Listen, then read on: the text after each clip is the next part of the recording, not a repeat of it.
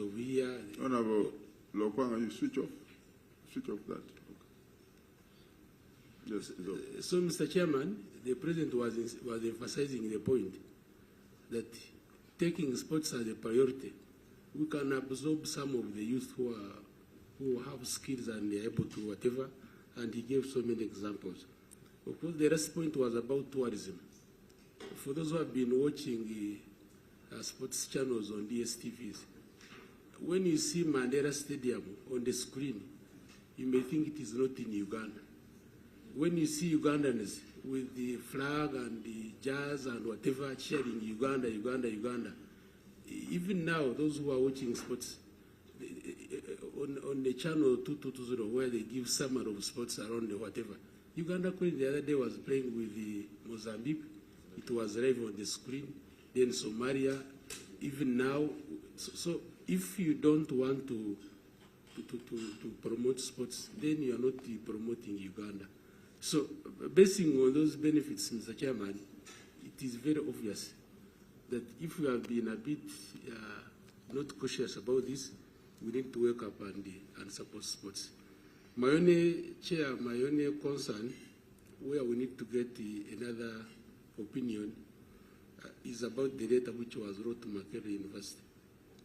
This program of Makerere University on sports is a program which is accredited by the National Council for Education. So I think, Chair, we need the opinion of the National Council for Education on the accreditation of this program, because it is the National Council for Education that regulates other universities, not necessarily only Makerere University. So we can just get a stamp from National Council for Education as we make our report, because I'm sure this program is accredited with the National Council of Sports. Otherwise, Mr. Chairman, I want to support the team, and I want to thank you for bringing this very important activity in Uganda. Thank you, Mr. Chairman. Thank you very much. Honorable Tibasimo, you are a sportsman, senior citizen. Can you have a word? No. According to him, at least Honorable Itungo, you are a sports, but Honorable Tibasimo is a sportsman. Thank you, Mr. Chairman. I was a sportsman right from the secondary schools throughout the university, and I played football. And I would like to encourage you to take up sports activities, and it is on the matter of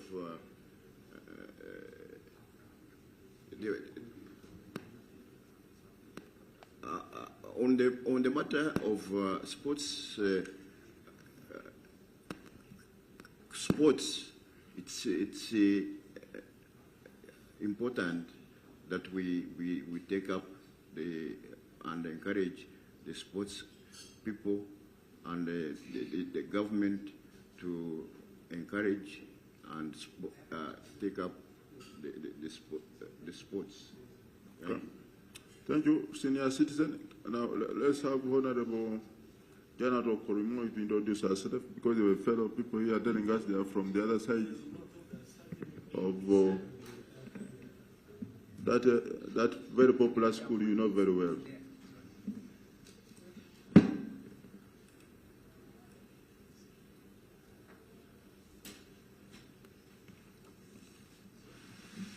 Thank you very much, Honorable Chair. I got delayed, but I want to thank you for recognizing us. It is Karamoja Cultural Week. Okay. It is started on the 8th and it is ending on the 13th. Where is the venue that we can go? The venue this time is in Nakapiripirit. Oh. And normally it brings on board all the relatives of the Karimojong, the Nyangatom from Ethiopia, the Toposa from South Sudan, the Turukana from Kenya, and all the Ateker. So you are all welcome. So I want to thank our visitors for their presentation. My name is Janet Okorimoy, Woman Member of Parliament for Abim District in Karamoja Region. Honorable Chair, what they have presented is the reality on the ground. No. And for us as a committee, we need to take up the prayers that they have put here. You have seen how sports is struggling in all the districts of Uganda. Maybe for you in Mayuge, you are okay, because you have the second or third deputy prime minister. But things are not okay. And the discrimination, because like my brother said, there is this discrimination of sports officers. I think it needs to be rectified. The president has said, once a scientist, always a scientist. So why should there be segregation? Sure. And even the monies that are sent to the district chair, I think they send only about 40 million. That's That what is I've minimal.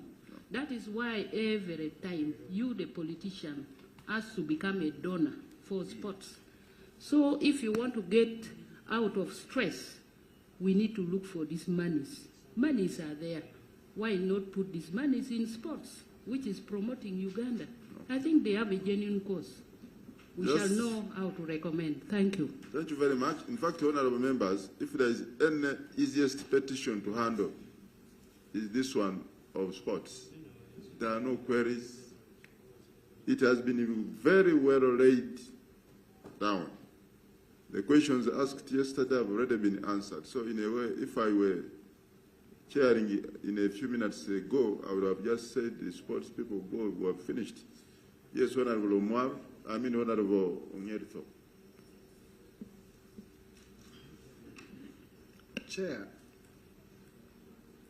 you are right to say this is very obvious. And sometimes I also wonder, why should this come even to us? Why has it come up to now? That tells you that it is not obvious. And some of us are also privy to some information.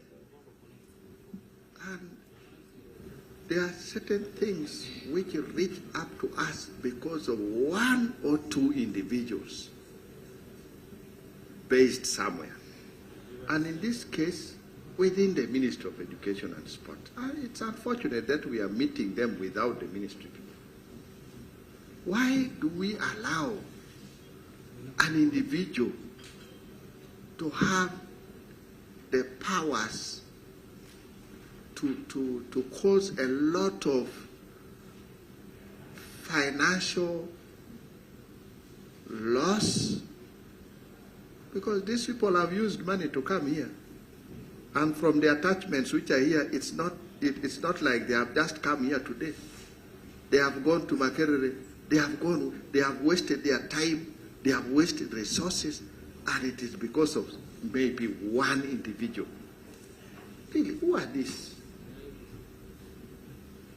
That is one. And I want to believe, Chair, when we meet with the ministry people, I pray that day I am around. Number two, Chair. It is tomorrow. We are meeting the minister tomorrow. Yes. I think because the number was bigger, the minister would have been here, but around. they have something in the Number two, Chair.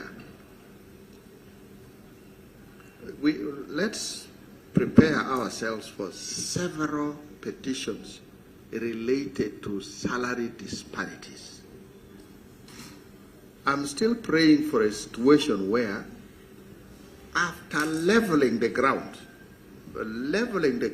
in the sense that the sciences, humanities are all now leveled, if we reach that point, we should go back to the traditional system of public service, taking responsibility of salary enhancement and everything. Nobody should be making declarations about salaries. It should be left to public service. For now, yes, we are going to battle because it's not yet leveled. But I pray, when it is leveled, nobody everything of salaries should be left to public service to determine. So that one is now for the plenary. Yes, but it is something that we need to include in our recommendations as well. Okay. Public service should be allowed to do their work, not people making pronouncements. And they also come pronouncements which now bring a spiral of several other problems. Okay, thank you very much. So the Sports Association, you are proposing 150 million to be given to the district in a financial or in a quota. So what is the breakdown? In a financial year. From 40. Just briefly. So, go on. The justification, Honorable Chair, since I did say that the current 40 million are being given, caters for primary school sports, secondary school sports, and community. Recently, we had ball games in Yumbe, and imagine somebody moving from Kabale, taking 4 or 5 teams to Yumbe. Transport alone, my brother Msingu Zimbara can tell you, he had to use over 15 million to make the teams move. And he moved with 3 teams, Okay. but in the quota is given 13 million. He spent 41 million for just an activity of primary and national. What about community sports? And now by the new Sports Act, all federations are coming to us because they must have 75% reach. Because federations don't have money, so they come to you. You guys have money. Help me train coaches for badminton. Help me train coaches for tennis. Help me train coaches for coco and among other sports disciplines. But the mega resources we have is very limited to accommodate community sports. We have secondary schools. My sister was here complaining. She's not well fasted to move teams. The district could have come up to help. Also doesn't have the what? The finances. And also the community playgrounds. Our community playgrounds are dilapidated. Okay. You can't even have a tractor to move them. That one is clear. And others. It is some light you have thrown, and it's a good beginning. So, on our members, I think we are letting off the sports officers, unless otherwise. Thank you very much for easing our work. Thank you, Honorable Chair, for the invitation. We pray that the prayers are all answered in the affirmative. Thank you. Okay. If you're a Muslim, inshallah. Okay. So let's have the professional humanities chair come here.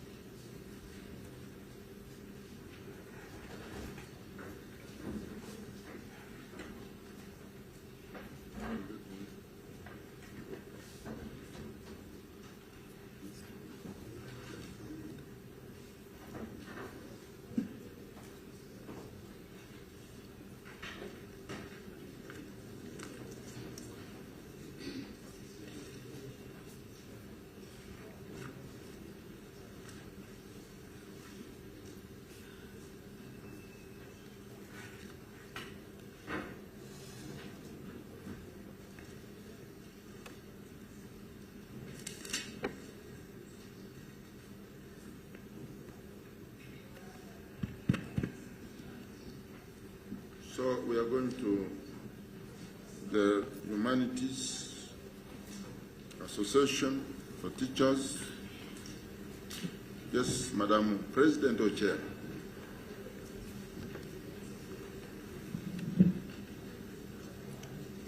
Thank you very much, the chairperson and the honorable members in the House, the clerk, and the colleague teachers.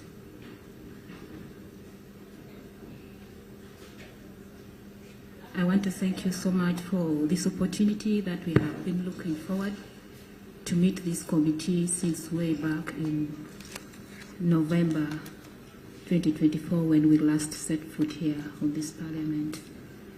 Without wasting any more time, I want us to turn on the status report to the Parliament. There is a three-page write-up that I need us to go through together.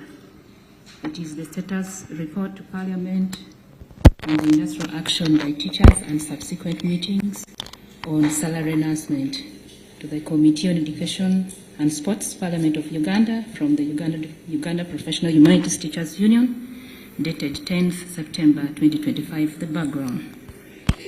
The industrial action by teachers was prompted by unresolved concerns over salary enhancement and the need for fair remuneration. Teachers raised legitimate demands grounded in the constitutional right to fair and equal pay for work of equal value. Following several engagements, a presidential dialogue meeting was held on 30th June 2025 to address the matter. Number 2, teachers' resolutions that I think it was included in the petition that was given to the Speaker on the 26th of June 2025. This was the resolution from all the delegates across this country. They had resolved that. 1, the teachers preferred that the salary enhancement be implemented once rather than staggered percentages. 2, the salaries of humanity teachers should not have been enhanced together with other civil servants. This can significantly delay action since civil servants has many categories and interests. Number 3, teachers were in agreement with the new salary structure of giving the head teachers 6.5, deputies 4.5, graduates 4 million, and diploma 2.2, and then 1.2 for support staff in the post-primary education institutions, as it was agreed on in 2022 when you had to check on the annex page of CBA. Number 4, that the salary enhancement of teachers' salaries was to be catered for in the budget of this financial year 2025-2026 and even consider a supplementary budget since the budget process was already done. Then 5, that the Constitution, which guarantees every worker the right to fair remuneration, should be upheld for arts teachers. This is found in Article 40, Paragraph 1B of the Constitution of the Republic of Uganda. That the industrial action was to be maintained until all the teachers' grievances were addressed. Outcomes of the presidential dialogue that took place on the 30th June 2025. At the meeting with His Excellency the President, the following pledges were made. Number 1, a financial support of UGX 20 billion to boost the UFTU circle. Then 2, free education for biological children of teachers in secondary school and providing free education at tertiary level for a limited number of children. Then 3, 20% tax waiver to ease the financial burden on teachers. Then 4, launch a project for construction of houses for teachers. Then 5, phased enhancement of humanity teachers' salary. Let us look at the observation. There is a disconnect between the teachers' resolutions and the presidential pledges, particularly on the preferred one of salary enhancement. The teachers welcome the pledges but emphasize that this should complement, not substitute salary enhancement. The staggered 25% salary increment across 4 years contradicts the teachers' call for a single adjustment in financial year 2025-2026. Therefore, adjustment should be made on the model according to the CBA. The decision by teachers to continue industrial action demonstrates the urgency of resolving the salary matter to avoid further disruption of the education sector. Number 5, proposals to the Committee of Education and Sports. In light of the above, it is proposed that the committee, 1, recommend immediate inclusion of humanity teacher salary enhancement in the financial year 2026-2027 budget, in line with the one-off adjustment preferred by teachers. Then 2, engage the Ministry of Finance and Public Service to ring-fence teacher salaries allocation, avoiding delusion through grouping with other civil service categories. 3, advocate for full implementation of the constitutional principle of fair remuneration, prioritizing teachers as frontline service providers in national development. 4, monitor the execution of other presidential pledges, particularly clear framework for the proposed 20% tax waiver, and then timely release of UGX 20 billion circle support. Then practical implementation of free education for teachers' children, construction of teachers' houses within the current financial year targeting up-country remote schools. Then 5, recommend urgent dialogue between government and teacher unions to address the salary dispute conclusively and secure a return to normalcy in the education sector. Then 6, recognize the industrial action as a last resort measure and guide government to prioritize a solution that meets teachers' demand to restore stability in schools. 6, teachers remain committed to their profession and national service. However, their continued industrial action underscores the need for the urgent government action. Their resolutions should be respected and integrated into government planning to maintain industrial harmony, improve morale, and strengthen the education system. Parliament, through its Committee on Education and Sports, is therefore urged to legislate and guide the government towards honoring the teachers' resolutions alongside the presidential pledges, with emphasis on one-off salary enhancement in financial year 2026-2027 as a constitutional and fair demand, recognition of the union. This status report is respectfully submitted by the Uganda Professional Humanities Teachers Union, UFTU, a duly registered and government-recognized trade union mandated to negotiate on behalf of teachers in Uganda in accordance with the laws of the Republic of Uganda. Submitted respectfully, I, Akela Topista, the union president. Attached to this, we have another page of a follow-up on the tax waiver, that we feel it is also in order to make this committee to be aware on the feelings in relation to what the president had said as a directive for the solution given to the arts teachers. So it is the follow-up on the tax waiver for teachers as presented to the Parliamentary Committee on Education and Sports as part of the implementation of presidential directives. The chairperson, Parliamentary Committee on Education and Sports, Kampala, Uganda. Dear honorable members, on the 30th June 2025, the President of the Republic of Uganda with other government officials met with Uganda Professional Humanities Teachers Union leaders at State House Entebbe. In that meeting, a lot was shared, and the President, among other things, directed that pay tax rates paid by teachers to be reduced to 10%. This was to be effective 2025-2026 financial year to increase humanities teachers' net take-home as they wait for their 25% increment. In line with that, it is noted that this tax waiver affects the Employment Income Tax Act, which points out that the pay tax rates and brackets already on course. On the dismay also, it's also realized that most teachers fall victim of tax bracket 4, quoted from page 31 of URA Taxation Handbook, where monthly salary income exceeding UGX 410,000 is subjected to pay 25,000 plus 30% of the amount of which chargeable income exceeds UGX shillings 410,000. In application to a teacher, this tax rate is too high to be accommodated by a teacher.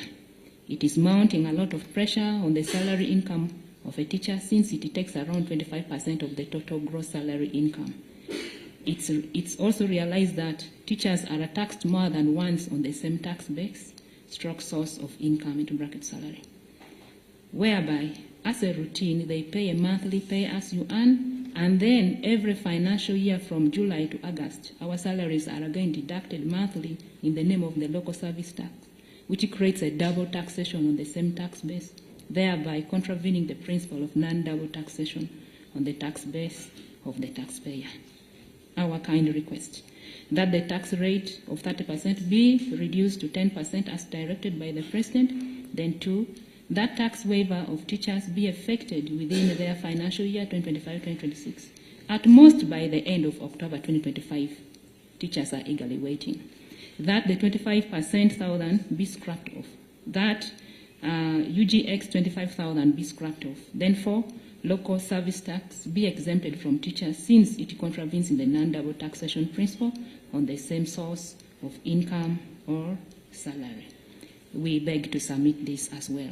Then, alongside this, we also have a small write-up that we have presented to the First Lady, and we have thought it wise also to present a copy to the chairperson of this committee, that we would want your recommendation as well as your full support for the implementation of this. It is about the concept paper presented to the Ministry of Education on implementation framework for the provision of free education to teachers' children in Uganda. So we feel you read, then we need your support tomorrow because we're also going to submit to the Ministry of Education and Sports now. We are going to submit and we are requesting for your full support for this. Then on top of that is what we have put, that sister had put, when the President said he wants the upcountry schools to be supported with a staff accommodation. He had made it very clear that the ministry should not rely on the USEP or the UG programs, but they are supposed to create another framework to ensure that these upcountry schools, we didn't know we were going to meet the sister here with all those problems. But I think it was just an iceberg, a tip of an iceberg. So we also call for your support that we need those structures to be put. They were supposed to be 6 units per school in the upcountry schools, not the traditional schools. Thank you very much. I beg to submit. Okay, thank you very much, Madam President of the Humanities Teachers Union. And I think the message is loud and clear. So can we have, no, just yesterday there was a shouting headline. Was it by New Vision? Where? Reporting that the president is, were they reporting the meeting you had on 30th of June and reporting yesterday? Did you, because I just saw it in rush hours on a New Vision. I didn't read. Anybody, Madam President, do you have that? What was it talking about? I'm not aware. Yesterday I was traveling. Okay. Anybody? Maybe somebody. Your journals, yes. Thank you, Chair. I had a chance. You switch off this first switch off. Oh. Okay. Thank you, Chair. By name, once again, Cherub Bashir, Regional Coordinator Sebei for UFTO. Regarding the clarity that you are seeking for, I think I read a soft copy of it, New Vision, where the President, His Excellency Yoweri Kaguta Museveni, was communicating in a pass out of teachers who are in patriotism training at Ntare. So he gave that assurance that teachers of humanities would get salary enhancement. But of course, as we fear, it has happened before, it appears on papers and the accounts remain empty. Okay. Thank you, Chair. Okay. Can you add on, sir? Yeah, I think it is the same. Okay. I watched and followed his address. But the training was to his appeal that we go to class and that what he promised will find them in class. He will find them in class. It was simply an appeal. Okay. See, when I saw it, I got excited. Then I was wondering, why are these people coming tomorrow? Matter solved. That's what I thought. Okay.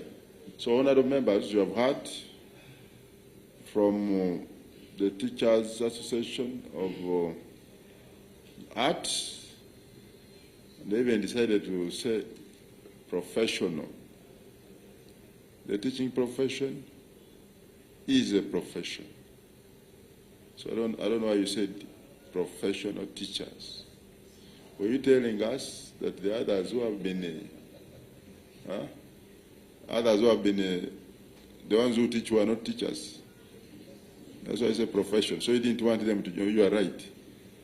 In any case, it is illegal for somebody, a professional. Honorable Omaro, don't you? So you should not dare enter any class. At least for me, I can enter, but for you, no. So for you, you're saying profession. That's what was scaring me. So then we had the UNATU. So what is the mismatch? What is the... Because previously we all used to move under UNATU. Now when you said Human Teachers Association, science professionals, isn't that one a mismatch? Is it the salary that made you think so? After the salary, and even refusing others to charge from sockets, that this is you remember when we went on Ariam, there was specifically the ports for charging funds of science teachers, and the arts will not get closer. Yes? You're talking? Were you talking? Yes, switch on and talk. Thank you very much, Chair. We have come here specifically as humanity teachers. So whatever UNATO is doing, we cannot say much about it. The most important thing is we have suffered for the past 8 years. And I think it was upon this background that we had science teachers also breaking away. And they have gotten something, especially on what happened in the financial year of 2018-2019. And I am very sure all of you are aware that there was some protest within. It is the same thing that has been going on. As the science teachers got theirs, we were supposed to get ours also after some few financial years, but we missed. We didn't know where the problem was. Now, can you clarify on this? The observation here is that you are mostly addressing secondary school teachers. Yes. And the primary school teachers are not addressed. Can you answer that for us? Somebody was raising it here. I think you're lucky that it's not here. Yeah? The primary school teachers, when you see from records from public service, they have been enhanced for several times. Okay. It is okay. And UNATO is there to come. For me, mine was just to hear and ask, so I'm not biased whatsoever. As a teacher who set an exam with no clear instructions, and the instruction was Madam, can you speak? phased manner. Phased manner. Now, what was the phase? Was it according to cluster or according to age? I mean, the period of years. So if the cluster, phase meant, okay, we take science. Maybe another phase was saying, we take humanities in secondary. The other phase maybe would mean primary and other. That could be also an explanation. Then if it was period, then after how many years? 2, 3. Now, it is evident that during the CBA, we had indicated that after 5 years, in fact, even the Prime Minister had said, by 2025, all the teachers will be earning at the same. Now, that one since passed. Now, we ruled out that phased manner according to age. Years. So now, I think we have resolved phased manner according to clusters. So we have finished science. Can we now go to humanities of secondary? Then later, I think primary will come. It could be maybe 2027, 2028. We don't know. Yes. It's better you be mentioning your name. Thank you very much, Chair. My name is Gertrude Atieno. Yes, I am the National Treasurer. I just wanted to add something small on what my President presented in relation to the promise, the presidential, can I say pledges or promise of the enhancement. It has been long overdue. By 2022, when there was a strike countrywide for all teachers, what took them back, there was a promise that that phase was going to cater for age group every next financial year. To date, nothing has happened. Therefore, what is on the paper cannot really give us any strength because we fear history can repeat itself. And that's why we are here to seek your support, that with you in the front, maybe history will change this time and we see something real in our payslips. Then also, another thing is that where you were asking about the professional humanities teachers and then the science. Well, it became imperative that people on the same table, the humanities, science and humanities teachers is what I refer to as people on the same table. We teach the same students, we enter the same classrooms. We cannot be now categorized together with the primary who are teaching another section, they are in another unit. They don't see what we see. They don't see the other one eating chicken as I eat beans. So it was imperative that we come up as the people who are now marginalized and try to make our voices heard, because the representative of primary who doesn't see what we see cannot tell it enough with the kind of tone that we do. So it was they may not have the feeling because they don't have the experience. Yes, like the arms race. And another reason why it is professional, we want to remove this connotation that anybody can teach. Yes, if you can teach, teach. But for us here, we are focused on the professional teachers, meaning you trained practically and became a teacher by qualification. So these are the ones we are looking at. And indeed, those are the only ones on government payroll. Okay. Government does not recruit those who have not trained.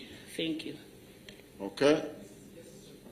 Yes, you are supplementing. I've allowed so many hands on this subject because you came many, but I'll be removing the microphone because until I remove a microphone from a teacher, we have many words. But you can use a mobile microphone.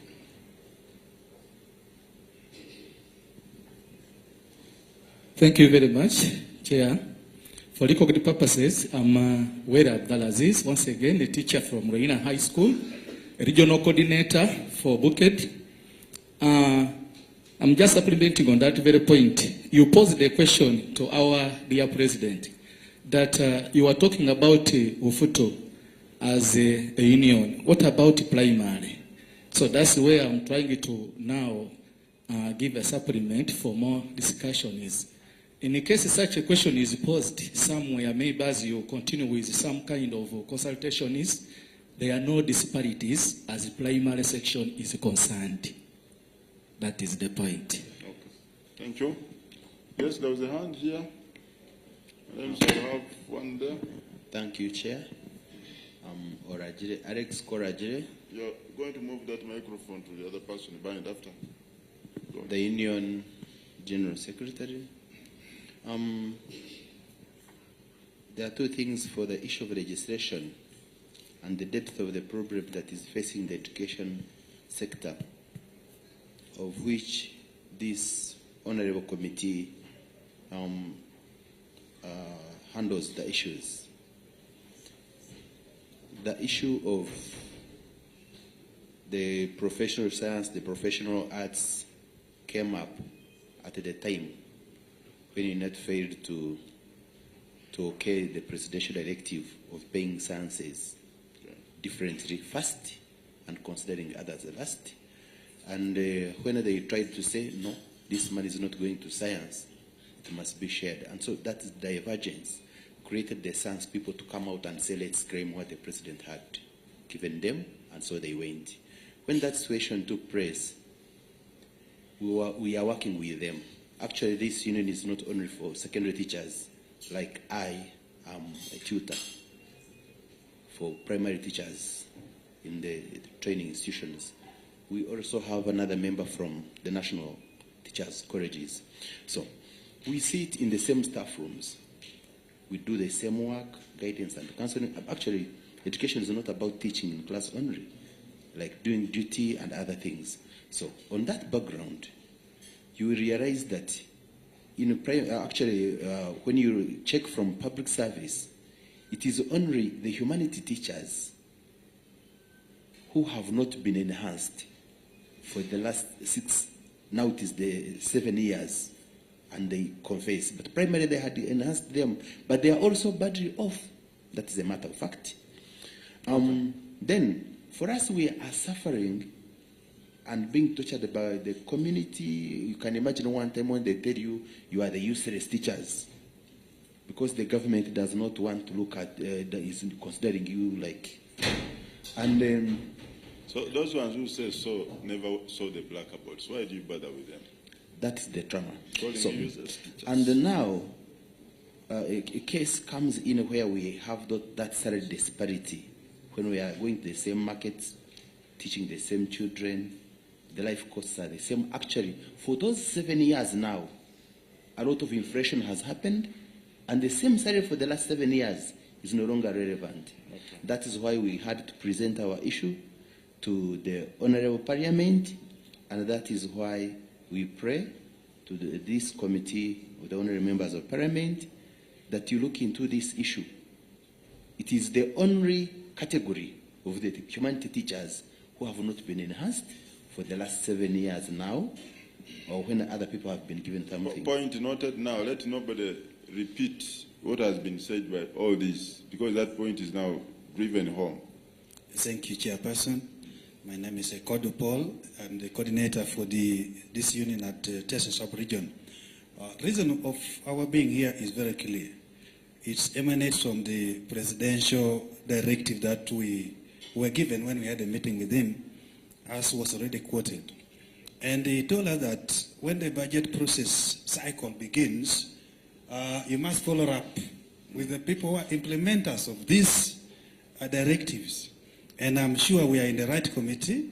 At the right time. At the right time, because this is September, and now the teachers outside there are waiting to see whether we shall be captured in the budget framework for next financial year in as far as enhancement of salary is concerned. That's why we are here. The other thing is that teachers are boiling outside there asking, if this were indeed the presidential directives, how come that not even a single one of them is being implemented? Because there were 5. Not even one has been implemented. What does this mean? What is happening? Are they just simply pledges, or they were directives? Because we know when a president makes a directive, it should be worked on as fast as possible. So teachers are saying, if the government is dilly-dallying with the presidential, the implementers, maybe we need to go back for another industrial action in this term. Maybe this can tickle the government to act. So our plea is that, as we are here, help us to ensure that these directives are implemented so that our teachers, much as they are disgruntled, but they can work with the hopes of enjoying this enhancement and other directives as we wait. Thank you very much. Okay, so now members, I'm now getting back to you. Now the ladies are presented. Okay, this lady first, and then we conclude with.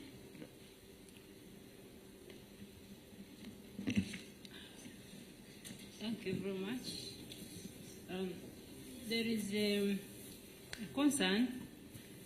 Previously, teachers used to get increment almost every year. That some little money would be added on our salaries, like 10,000 or 20. And you find when you have started from like 400, you keep on.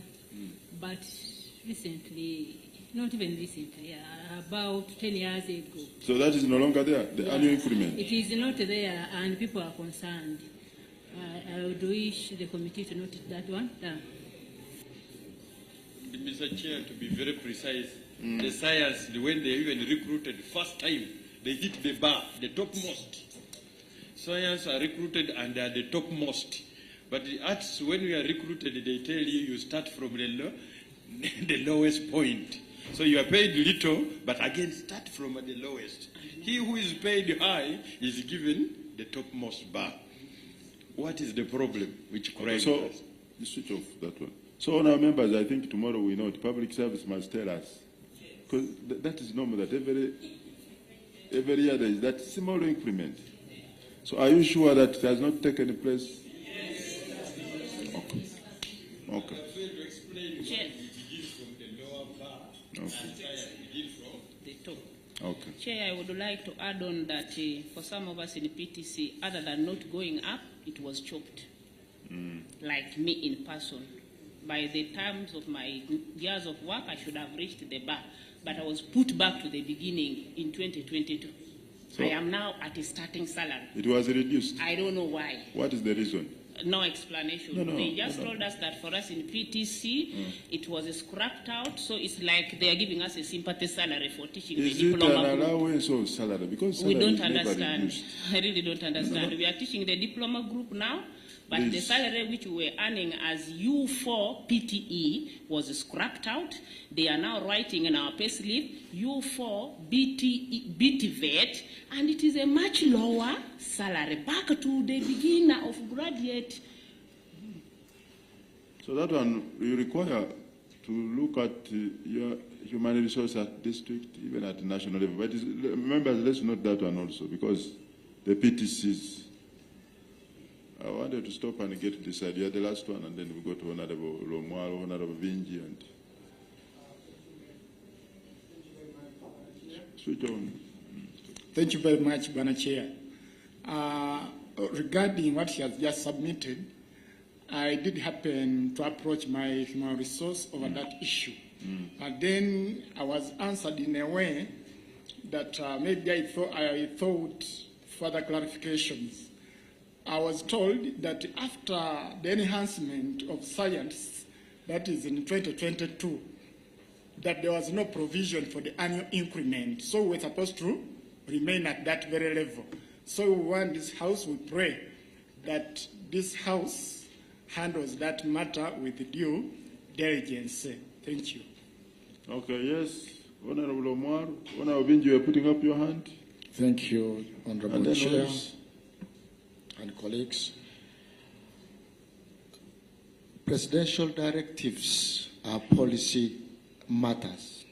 That's why, Honorable Chair, when the President directed that the science salary be enhanced and it came to effective, if the President made a directive on the 30th of June on these 4 areas, tax waiver, reduction in the 30%, taxes to 10, the scrapping of the 25,000 on the humanity teachers, I think tomorrow we shall know who is sleeping on the job, because the ministry will be here. They will tell us why the presidential directives are not implemented when they are the implementing authorities, given that mandate, Honorable Chair. Secondly, I would pray that don't go for industrial action. When you go for industrial action, you will weaken this committee from performing the duty for fighting for you. Because the duty, the person with the authority might give another directive, which will affect our war on this petition. I beg to submit, Honorable Chair. I think there, Honorable Omar, you are very right, that you are in that process, either you are midway. So the issue of industrial action, try to desist from it until you get, because there you'll be now, you'll be spoiling the process which has started. Because of course the Constitution, the law, the other law that we made in 2005, that when this one does, you go for industrial action, you have tried it and they have answered. So let's keep there and then wait, rather than just all the time going to industrial action. First of all, it affects us as parents who... Yeah, thank you, Chair. Thank you, Chair. It so happens that today's issues are all very, very clear. True. Right from sisters' submission to the Sports Association and now the Humanities teachers. We do feel what they are communicating, and as a committee should just make our voice heard so that we stand with them in totality. But all the 3, the key issue is money, just money. And I think in tomorrow's interaction, it would be better we also invite finance, because whatever we shall be discussing, education will say, for us, They're invited. They're all invited. They're all invited. No. Very wonderful. Because when I look at what we have here, it was like we have education and public service, and as usual, education will say, once you have made us this, for us, we are ready to move. So if we have finance, the powerhouse, public service and education, then we can discuss this matter further. But we do stand with the teachers. We are teachers. We know and we understand exactly what they are talking about. We shall support you. Okay. I think what Honorable Benji is saying, actually for the last 4 years, that has been our major discussion in our committee. So don't think that the members here don't bother about it. Actually, that is the major topic that these members have been talking about, even on the floor of the House. So I would like you to have confidence in the institution that all these issues have always come up, and wherever they are budgeting, the same questions have come up. We are only lucky that the Shadow Minister for Education is not here, but would have even taken a longer time in that process. The Shadow Minister, he comes from the other person from Kalungu. Kalungu, where are you? You know him. I wanted, okay. We have Honorable Nyerito, Honorable Akech. Where else? Look, I can't see you because you are sandwiched by Honorable Binch. So we shall see you last. Thanks, Chair, once again. In discussions like this, sometimes I like also bringing some controversial bits to help us open our minds even more. Because I know there are 2 documents here, key ones. The one where you negotiated with the President, probably that has not yet been fulfilled, but also the general enhancements of salaries. Chair, the controversial bit I want to say is that it's very difficult to implement the 2 of them at the same time, unless we are saying for science teachers also there is some 20 billion for their circle. I don't know if it is also there.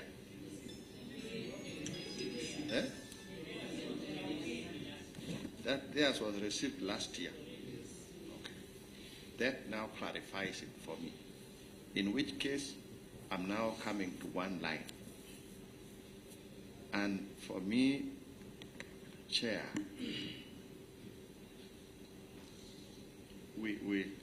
let's have our teachers united. Because, Chair, my main aim is to make sure that these people get back to their union as one, science and arts teachers. Get them their enhancement, get them their circle money, and the taxation we are talking about, so that eventually they become one group of teachers in this country. We are killing our children. First of all, there is already a lot of weakness within education. And we are piling now with all these complications. It's so bad.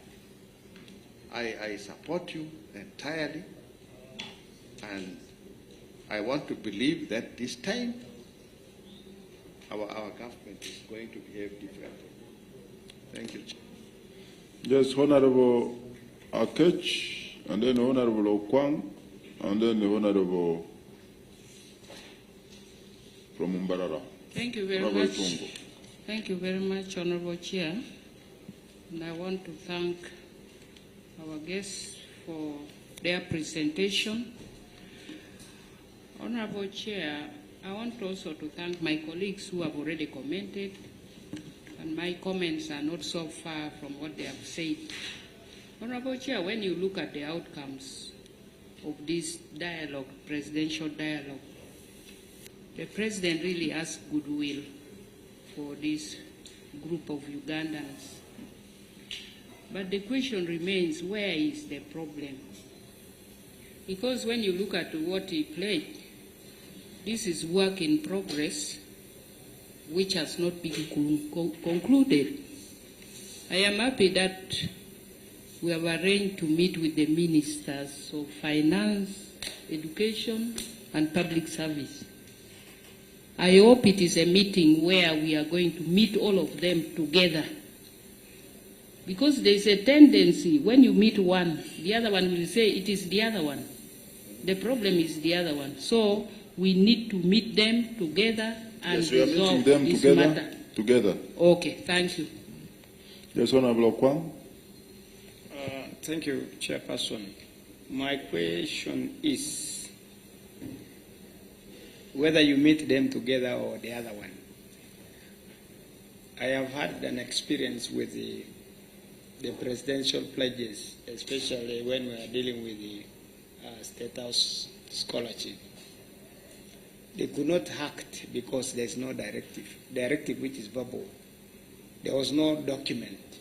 It is until I pressured for a document, that's when people were paid. So sometimes when they say we agreed, what shows that it was agreed? Because there must be some document that the president has directed this should be. So when you go to this Ministry of Finance, whatever I say, this is what the president has said.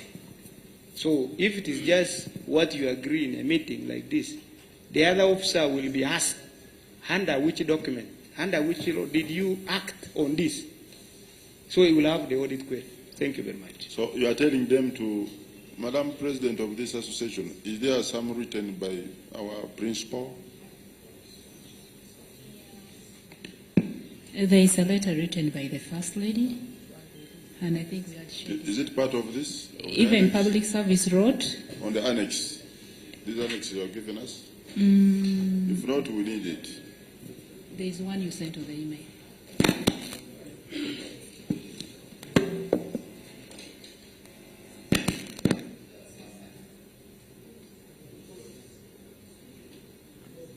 You can use the, get closer, because that has a problem, I think. There are some soft copies I sent to the email reflected on the letter, where we have one of the letters from the First Lady reflecting the same. The soft copy sent to us? Yes. You have a hard copy? Yeah, we have. Yeah, you leave behind the hard copy also. Not the original one, we need a photocopy. Yeah, we have that original copy from the First Lady. There is also another letter from Public Service to that. There is also another letter from the Minister for Higher Education. We have those three. We can photocopy them and also put it. Thank you. Chair, we appreciated your counsel. Jama, you switch off that mic. Switch off. Switch off. I appreciated your counsel, as raised by Honourable Member was just moved out, that it would be very inhuman and very unfair for us to resort to an industrial action. Resuming it will be very unfair and so unpatriotic. But Papa, by the time you get there, you really don't see results of the dialogue. And you see, once bitten, twice shy. You have been promised, and even the leader of government business says, but come this time, we shall be. Then another one says, money is... Mainly, what happens?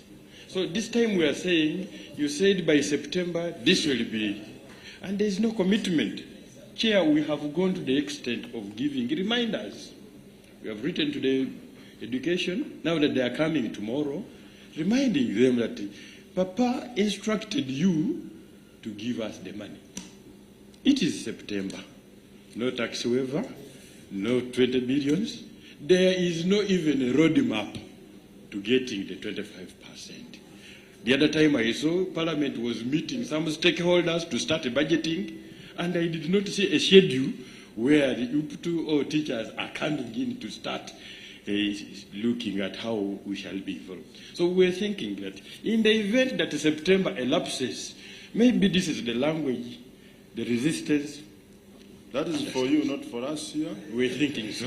That's for you. For us, we're handling what you have brought us. Okay. You can switch off there. Yes, Honorable Lo Kwang. Yeah, it is really something itching me, though I have just talked. What my colleague there says, it is inhuman. The children are yours and mine. How will you recover? How will the child recover when you are doing that? Because a debt with the government is better than government having a debt with you.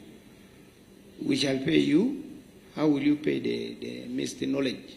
However, let's be smart. How are we going? I have just concluded and said, how are we going to argue this out? Because money is not given on hearsay. How is it going to be? You are saying we reminded you. Where is a document that reminds them that you are reminded? That's what is important. Without that, we are ping-ponging.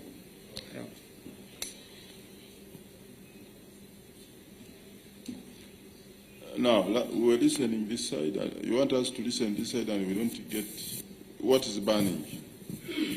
Now, Chair, I'm sorry if maybe I encroached on the member's time. With a plea that now that you're meeting our line ministries tomorrow, would it be prudent to have our president and the GS in attendance? No problem, no problem. So that we avoid the ping-pong game where somebody will say, we don't have a document to this effect, because for us we have all the necessary documents to prove what we are talking about. Thank you. That one is agreed, and that's what I was thinking aloud.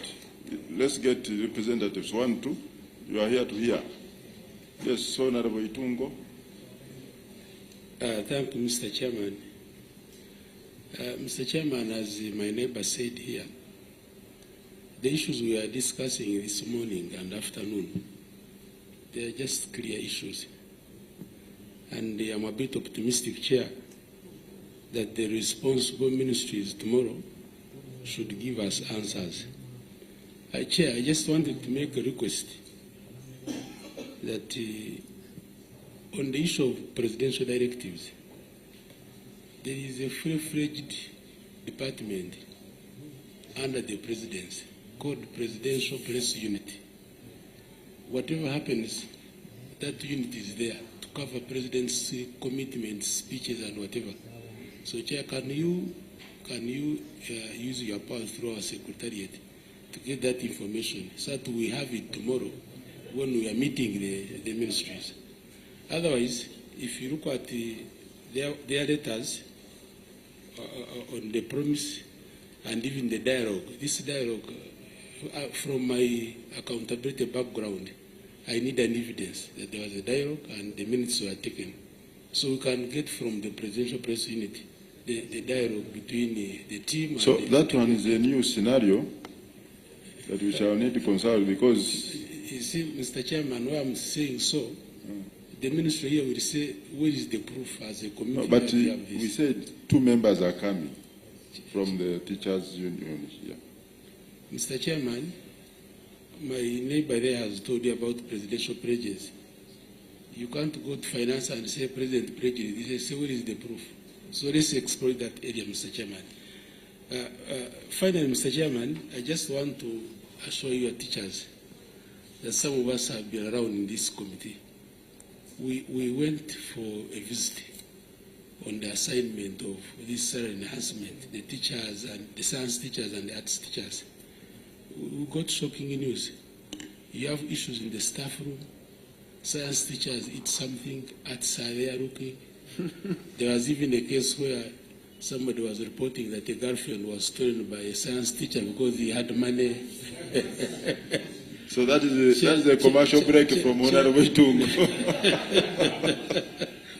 Then, Chair, there are also issues that the head teachers who are arts they find it difficult to manage The billionaires. scientists, that's very true. All these issues we have been capturing them, we have been following.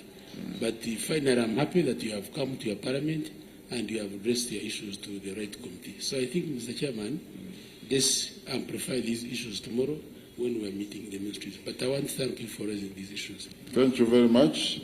So to the members here who are head teachers, it is clear that for absenteeism of staff, the science teachers are likely to take medals. Yes, so you are administrator, so there is need for us to ensure that as long as you are sciences, you must be in class. Actually, most of them are absentees. And I don't know whether you are filing reports or you are also just looking on.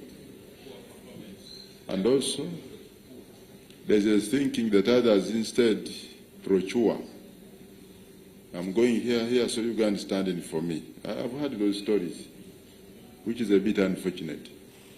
Because the rationale of the enhancement was to ensure that we actually get a lot of passes from the scientists. And I've always asked that question, and I think I'll ask it tomorrow, ever since we started, about 7 years or so down the road. Have we reduced 9s in math, 9s in physics, chemistry? Have we reduced them? So you humanities teachers, I want also to commission a research and find out whether, for better of course, whether have we reduced on the failures in sciences now that that's good for posterity for us to compare. Yeah, just a quick one and a quick one, Madam Chair. Thank you, Chair. Maybe we don't need to go to the field because we are there. And you never cannot be another source of evidence. The situation has remained as it were. And even, I think, if we ourselves we also employ some of these people and we can see their competence level vis-a-vis science-related areas, it is even worse on the ground, because the reason why things are worse is that the nature of enhancement being on one side has created the superiority versus inferiority complex down in the classroom, whereby now the enhanced teachers feel like they are, in fact, they are not teachers, I'm sorry to say. In my institutions, they are not teachers, they are scientists. They have told us categorically, we are not teachers like you. For us, we are presidency scientists. So teaching is not their role. Principal can quarrel with the people to come and teach. They are out there in their personal businesses saying, you know, this government is not reliable. You might be here, and then all of a sudden you hear they've removed that money. You want us to come back to be as poor as you? So they are making their investment to make sure they are safe in case anything happens. Okay. Yes. Honorable Chair and the House, as a leader, I did not want to comment on this, but since you had asked for my opinion, we are humanity teachers, and by virtue of our training, we deal with the heart. In a scenario where you see us now laying down the tools, we ask to be forgiven, but we will have swallowed too much. Last year during the marking, for us we remained unmarked. UNEB, despite the fact that the money was very small, but our counterparts abandoned the marking centers with the scripts unmarked and said they cannot do that over that poor pay. They left. Nothing was done. But for us, we endured and we finished marking, and we went home. That is the heart we have. Even with our learners, we take them as our own children. We spend 7 days in a week with the learners. But are you aware our counterparts, others can even teach in a month, they teach for 8 days, and they take their millions. That is the scenario where we are in. Thank you. Okay. So, whatever you are saying is nothing but the truth, and we are very much aware.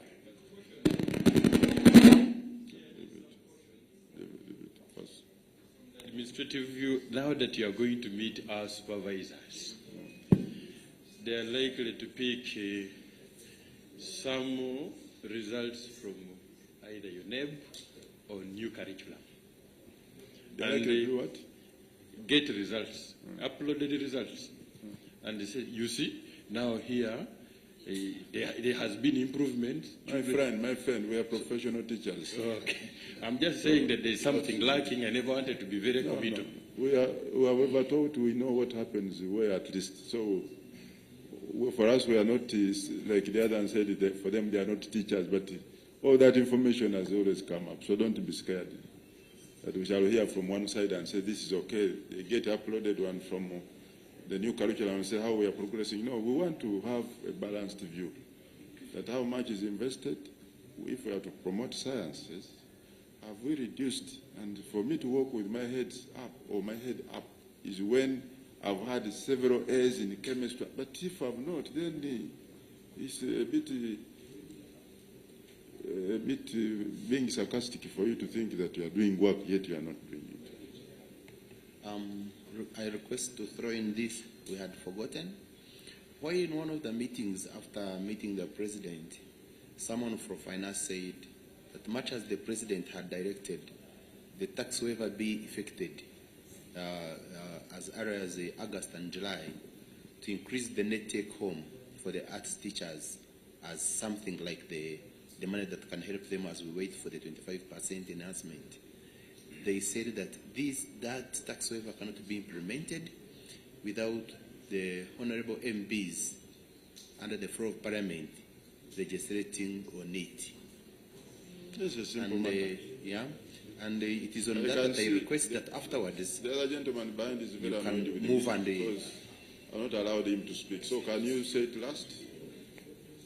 Yeah. You had something. Yeah, thank you very much, our chairman.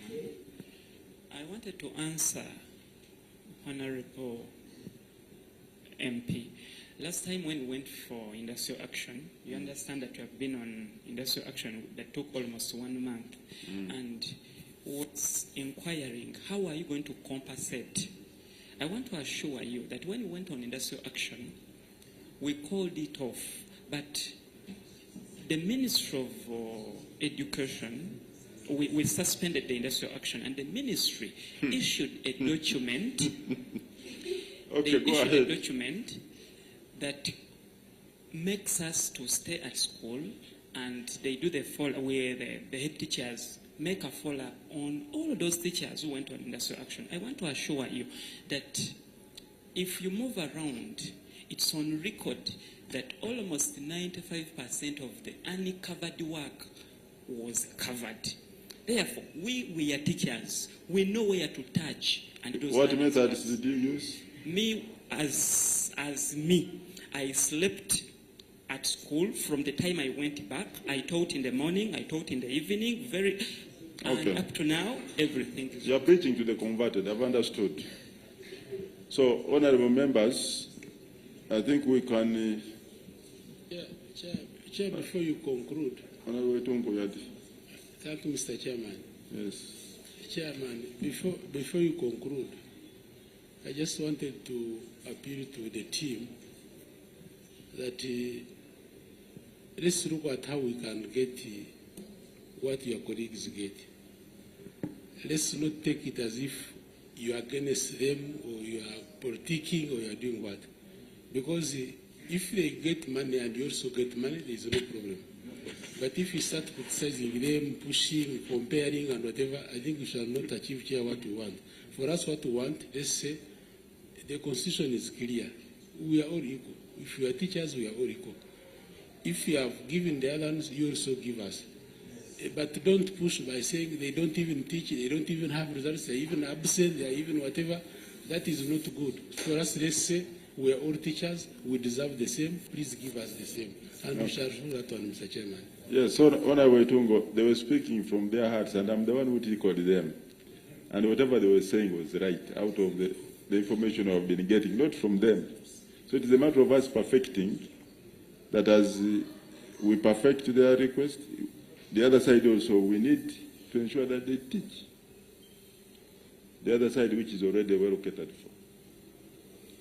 So, honourable members, I think that one brings us to the end of our 2 or 3 petitions today. And tomorrow we meet, same time. We need 2 representatives from this union. We shall also need 2 from the sports association. For Asumput, I think that was, we don't need to have them. I'm sure they could have even gone back to Ajumani. So meeting adjourned to tomorrow, 9 o'clock.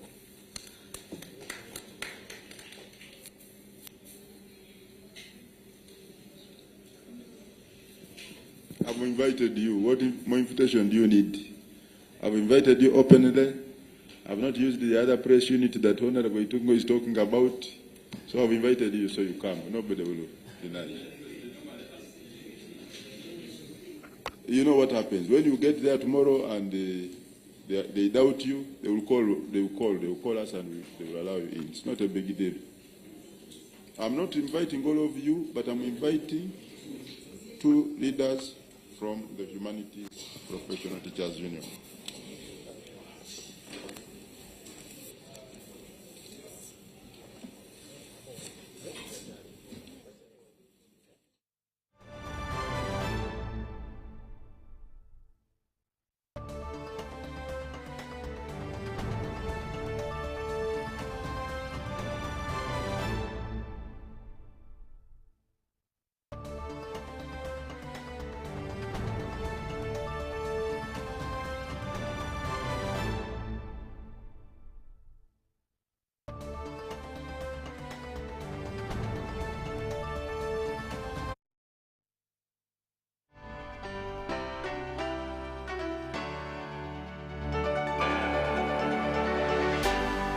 UBC, inspiring Uganda.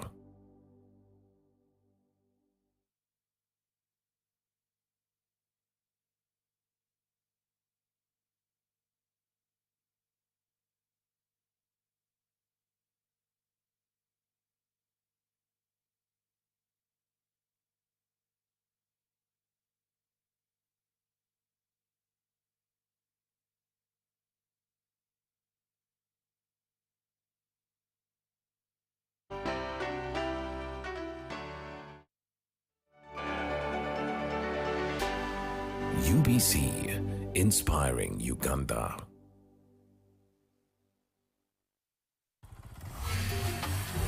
Hello, Kampala, Uganda. In response to the national call of strengthening the traffic security, Good Products Group HGO brand has officially launched the Rider Selection Campaign. Registration is now open.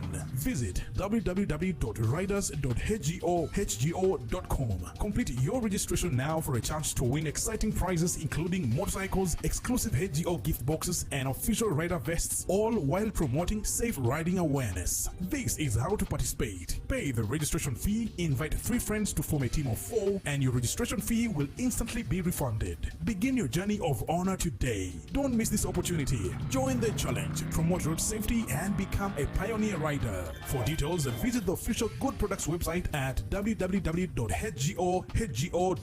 or call toll-free 0800-335-555 or visit our offices at Kingdom Kampala 3rd floor to register now and win prizes worth millions. Taxation is a bit complicated, and the only way to demystify it and make it as easy to understand and to comply with is through engagement. Is there a limit to the number of cars a returning citizen is bringing into Uganda? Who has paid the excise duty on this water is not the supermarket which has sold you this bottle at 1,000. It's not the business. It is the man who is going to drink this water. We strongly believe that it will only be through such constructive engagement that we'll be able to broaden our tax base and build our country together. Buza Commissioner. Now you can get direct answers.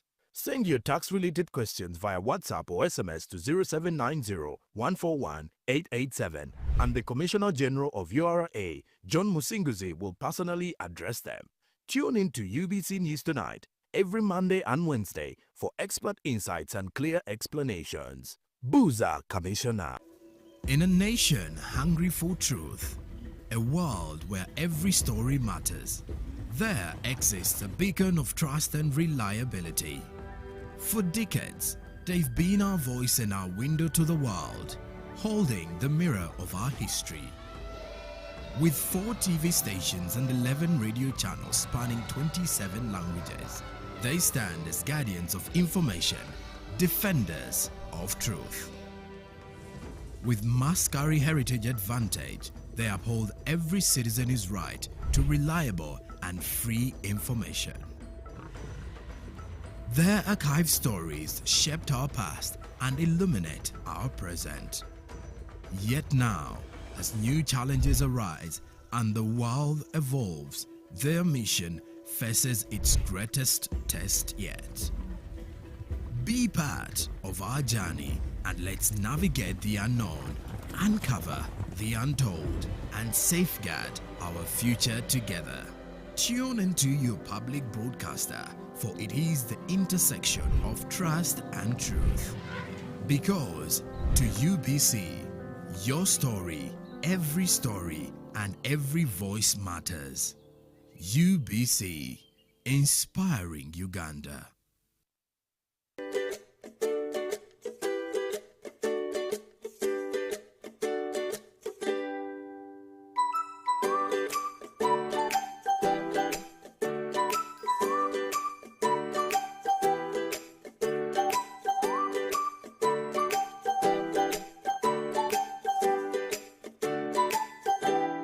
Ladies and gentlemen, welcome to our show, A Meal in 5 by Chef Titus, here at Lake Victoria, Granada Hotel, Entebbe. So I'm going to walk you through our meal in 5 minutes. So stay tuned and keep your eyes open.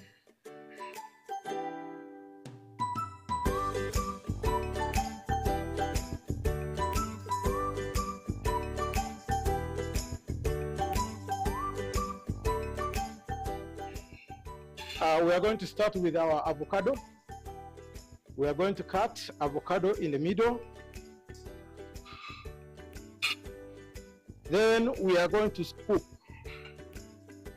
We are scooping avocado into this bowl, like this. So we are going to mash the avocado.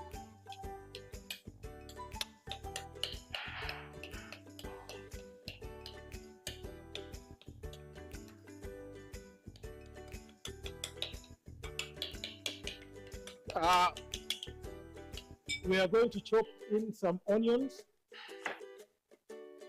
We are going to chop in this avocado, this onion into the avocado. The reason why we are mashing and chopping this avocado, onion into the avocado, first of all, we want to bring the flavor. Secondly, we want to make it easily edible. Easily edible. We chop even the tomatoes. Lemon we put in order to kill the germs, disinfectant. We put and also brings the taste into our food. So we are going to mix like this.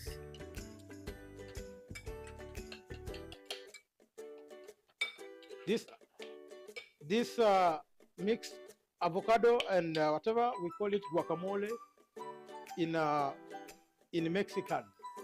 So we are going to put the guacamole here like this. The meal in 5 can also sometimes be used as a starter whenever you are going to start your meal. It is an appetizer. We have our salmon fish, which we are also going to roll. Inside it, we are going to roll avocado, half of the other avocado that we cut. We are going to cut like this. We put inside.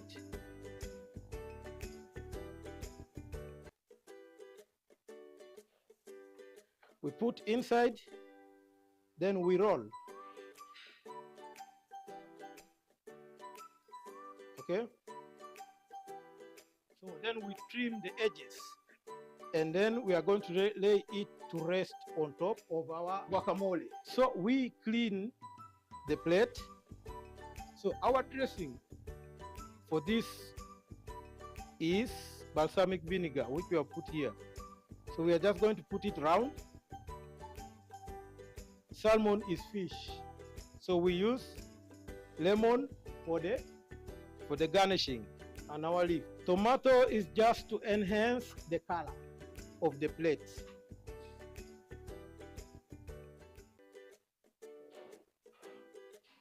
This is our meal in 5.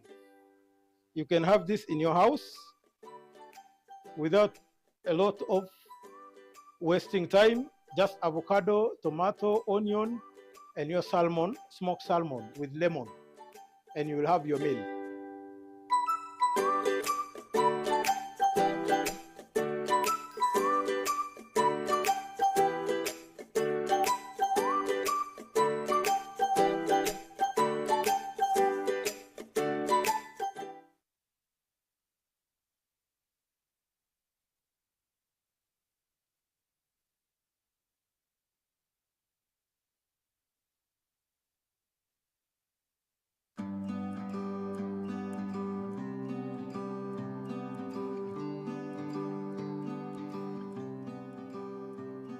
Hello, my name is Joseph Ijala. I'm the proprietor of Tifa Farm, which is located in Serere in a place called Kakusi, where we are. And in Tifa we have dairy, poultry, and we're also making laundry bar soap. But we also have the value addition aspect of the farm, where we produce yogurt and pack it, tin it for the market. This project started 11 years ago after an inspiration from His Excellency, the President of Uganda, when he had come here and he was teaching people about the 4-acre model. He was having a rally in Soroti, and that time I was working as a taxi driver. I was doing that master business in Soroti. So when I heard this, when I heard he was around, I crossed to go and listen to his story. And he was talking about a 4-acre model, how to improve household income. So when I came back, I was fired because I delayed there and the taxi came through. And the guy said, you go and eat those words that you had. But I had already this land, 2.5 acres, but I also had local chicken here. But after hearing that, I got inspired to put more effort on raising this chicken. So I raised the chicken to the tune of about 100 of them. Then I got a small incubator. That was about 4 eggs. So I used that incubator for multiplying my local chicken farm. Eventually I was having 1,500 local chicken around. And I was very famous for local chicken. So but then local chicken were not answering my day-to-day needs. So I decided to translate it to layers. In Tifa Farm, we have 10,000 layers, which give me about 310 trays per day. And each tray goes at price of 10,500. So approximately about 3 million shillings a day from the eggs that we get. Of course, it varies depending on the cost of the feeding, but at least a half goes for management, a half goes to our pocket as Tifa. So after selling the layers, that money, I invested it on dairy. I started dairy with the 4 cows, but you know, I have multiplied very fast because I'm using AI. I have my own semen bank here, so I do artificial insemination. And then I also got a vet who was able to train some of us here with the veterinary knowledge. I think he's even here, that gentleman there, our vet. So the cows that I'm going to show you are cows that are bred from Tifa Farm that produce, my highest produces 36 liters per day, and my lowest is at 20 right now, each cow. So 36, between 20 and 36 liters per day. And they all have names.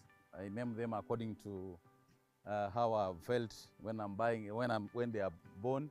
We name them according to relatives, aunties, friends. So this unit that you see here is the unit of my highest milkers. So these cows have mattresses. They eat and then they come and rest here. This is where they rest, and they will be licking the mineral blocks. And then when it comes time for milking, they go and take a shower. As you can see, there are showers there. The cow comes here and stands here.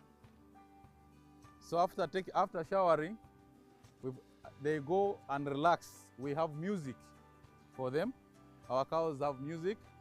As you can see, we have installed here some speakers, and if you may allow, I can sample for you the music that the cows, my cows like.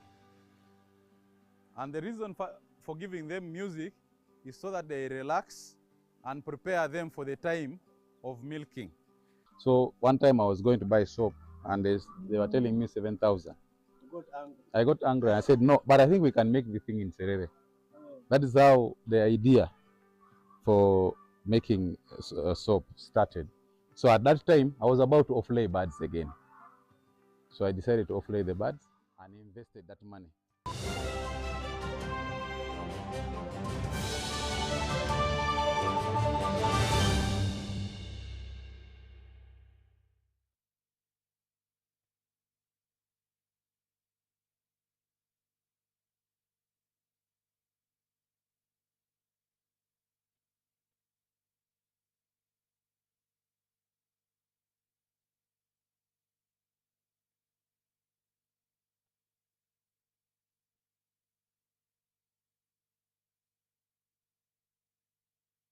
Good afternoon and welcome to UBC Lunchtime News. I am Brian Tumwine Biaruhanga. And to our first story. Following the NRM Delegates Conference and party primaries, district chairpersons in Mityana are leading reconciliation drives to bring back members who lost. Chairperson Chintu John urges members to remain united ahead of the 2026 general elections to reclaim support in Buganda. More in the following report. District say they are determined to strengthen party cohesion as Uganda heads towards the 2026 polls. The reconciliation drive targets members who lost in the primaries and others who may be disgruntled, with the aim of preventing a surge in independence during the elections. District Chairperson Chintu John says the party must pull aside differences and work together to retain national leadership. Call upon all those people who omitted the elections, yet most of you participated, but we want to say NRM is our party, and those are some of the preliminaries. Those are some of the games we have to first play before we reach to the general elections.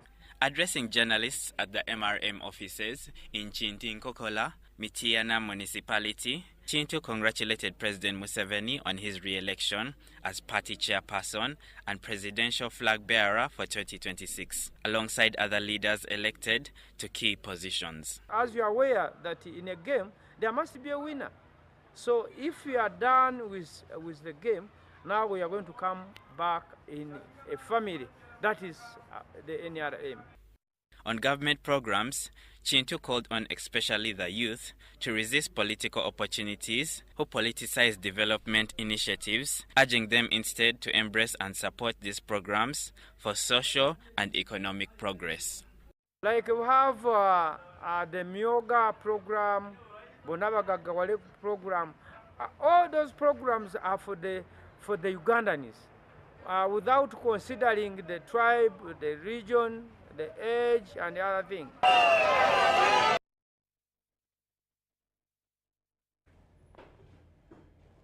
A number of families in Kasanje Village, Chesga sub-county in the Masaka district have appealed for government intervention in a land dispute that has left over 340 families homeless.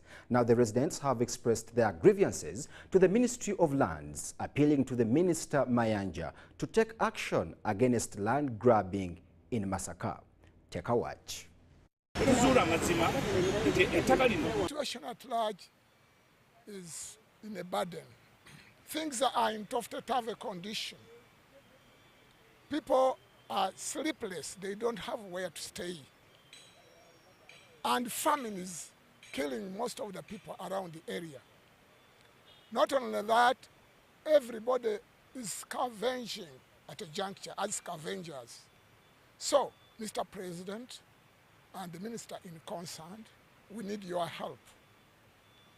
We need your help because we old people who had our coffee was burnt, our plantation was dismantled, so everything is not good at all.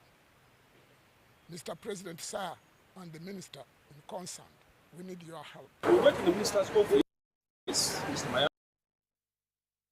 Mayanja, State House, that we phoned Mr. Tonisime, David, in the office, and he promised these people from Masaka, Chesiga village, that the minister is on the way within 2 weeks to go and assist them on their problem. Secondly, what I know that, as I know that the minister already also assisted me sometimes back on the same issue because we had to speak of him where I stay or in our village, and they wanted to grab our land. But the moment I reached minister, he came and assisted me. So I know if the same thing can happen to these people from Masaka, he can assist them, and I'm sure that it's a must. These people have to go back to their land and their motherland so that they can stay well.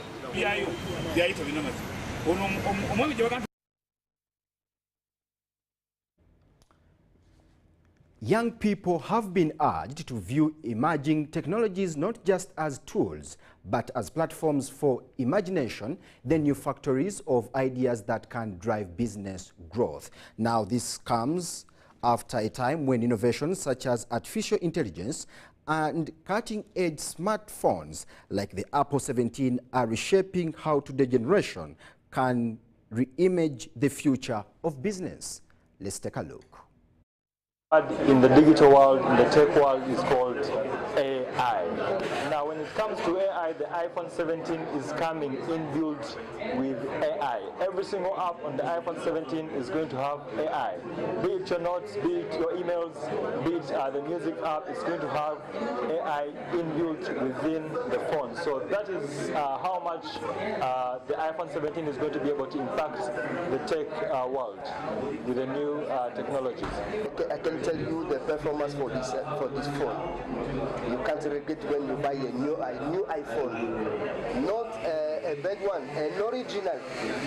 With HFM, we are here as a fintech brokerage that basically connects both retailers, the individuals, and corporate institutions that do leverage on online trading in the global market. You can actually take part and you could actually make some money today. So the latest iPhone 17 is going to be different. They are releasing 4 models. You're going to have the iPhone 17, we'll have the iPhone 17 Air, the iPhone 17 Pro, and the iPhone 17 Pro Max. Now the main difference with this phone from the previous models is that its back is entirely different. You're now going to have the camera bump extend from one side to the other. Originally the camera bump only goes halfway, but with the iPhone 17 you are going to have a camera bump that extends from one end to another.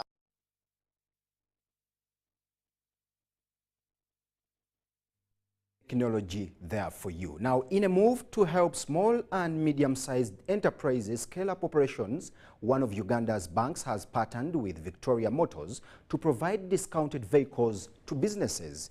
The initiative aims at easing the delivery of goods and services and enabling SMEs to run more efficiently. Take a look. The RCC's intervention came in after the dispute between the church and businessman had sparked tensions within the community. He guided both parties to put aside their differences and instead embrace dialogue over the piece of land, measuring about 18 decimal. So kakati tusazeewo nti buli side buli omu agende ne party etakayanirwa kapati akakayanirwa akombagaye basuke bakaveemu naye ndagidde poliisi ekuume ka party ako na buli muntu akolerawo alina okuba nga ali mu favor z'abantu bameka akatono. But as of now I've ordered bano bagire nga bagrading ebyabwe bakola ki wano wakayanirwa wano kati tobuuka mwala as of now. The RCC's efforts bore fruits after the two parties agreed to resolve the matter peacefully, a step that was welcomed by residents and leaders in the area as a sign of relief from the growing divisions. Abantu bakuteeseza bagenda kugenda maaso nga boogerezeganya era ekyapa kya pasita agenda kifuna photocopy akiwe Katumba Mwami Katumba ne Mwami Katumba afune photocopy agiwe ki pasita buli omu yeetegereze ekya munne. Decimal 18 tiri wano ekyapa kya Maryland enze pasita simukyakulina kukanyiza sikyakulina ku tabu. The Deputy RCC applauded Bishop Mukojo and businessman Katumba for choosing peace and urged them to focus on development projects that will uplift the lives of the people in the area. Ndi so happy okubeera nti bano bafunye obutakanyaganya ne batajjayo miggo. They put the stones above the boundary and they sold him to that, and we were not there. We believe that when it's neighbors and you are selling, it's good to call the neighbor so that because he knows where he ends. But they did it and they did not call us. We are the neighbor, the potential neighbors. Never sent benga kwebali. Ettaka lino ne surveying ngendo okufuna. Ne munnange badde ebyawo bese tractor weringo egulo DPC nakozesa obuyinza bwe n'ayimiriza nemugondera kwekubira endula wa RDC azze tulamba era tukanyiza akatundu kali akakayanirwa tugenda kuleeta basaveya wiiki eno tulabe wanazuuka nga we atwalewo wanazuuka nga wali eno.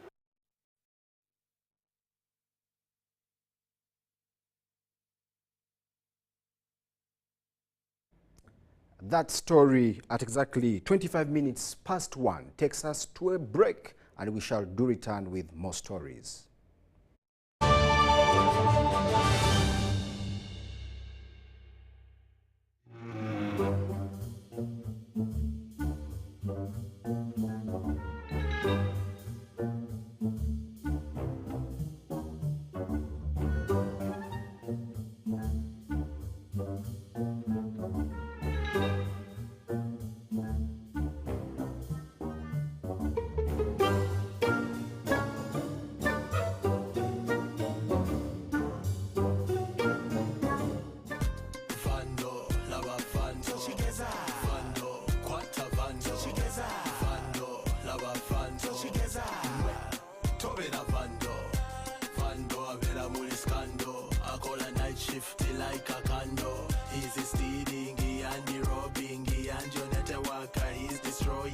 Vandalism is an offense punishable by up to 10 years in jail.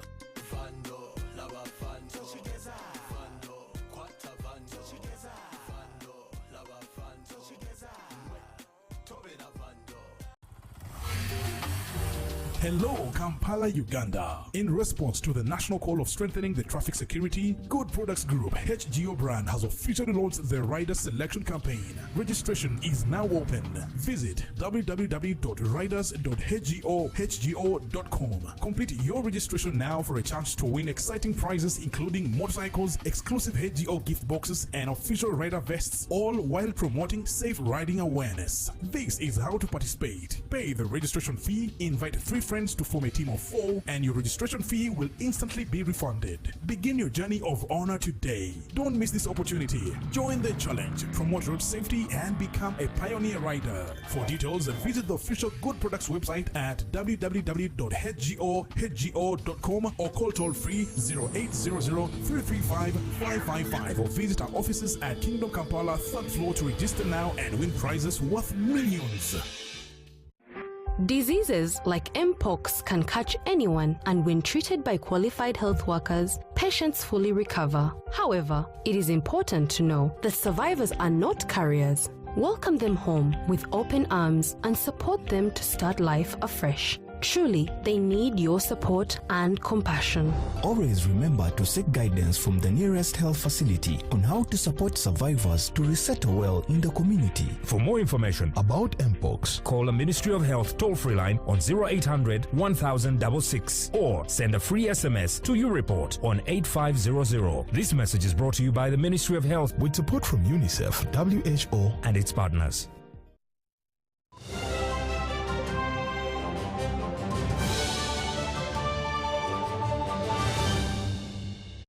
Welcome back from that short commercial break. Now UBC Lunchtime News continues. Smagris Nimiro is calling on artists to participate in the forthcoming Brushes and Beats Festival, designed to bring creatives together to showcase their work to the public. The event, set for 17th and 18th October 2025, will showcase talent and promote intellectual property rights. Abdul Nasir Luwama brings us the details.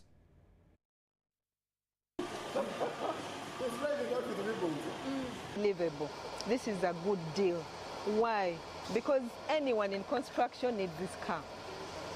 Anybody who is doing trade.